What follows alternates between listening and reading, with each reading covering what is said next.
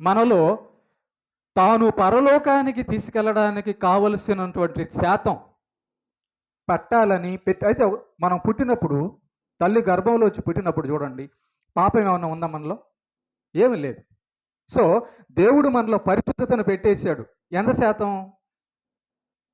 పుట్టినప్పుడు మనలో పరిశుద్ధత ఎంత శాతం ఉంది? బూతులు మాట్లాడతామా? అబద్ధాలు మాట్లాడతామా? ఎదుటి వాళ్ళని మనం దూషిస్తామా?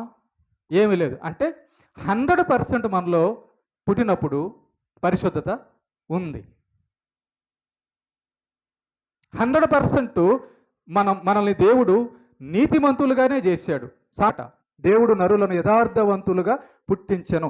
యథార్థవంతులుగా పుట్టించాను అంటే పరలోకానికి వెళ్ళవలసిన క్వాలిటీస్ అన్నీ కూడా మనల్ని తల్లి గర్భంలోనే దేవుడు ఇచ్చేసాడు. శాతం ఇచ్చేసాడు. 100కి 100% ఇచ్చేసాడు. ఒకసారి ఆలోచించండి.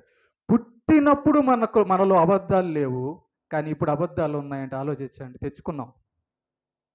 అప్పుడు 100% పరిశుద్ధత ఉన్నింది, ఇప్పుడు 100% పరిశుద్ధత లేదు. అంటే అర్థం ఏంటి? ఆ 100% పరిశుద్ధతను మనము చిన్న చిన్నగా కోల్పోయి, పరిశుద్ధత 100% ఉండాల్సింది పాపం ఎక్కువ శాతం అయిపోయింది. పాపం గెలిచేసింది, పాపం ఎక్కువైపోయింది.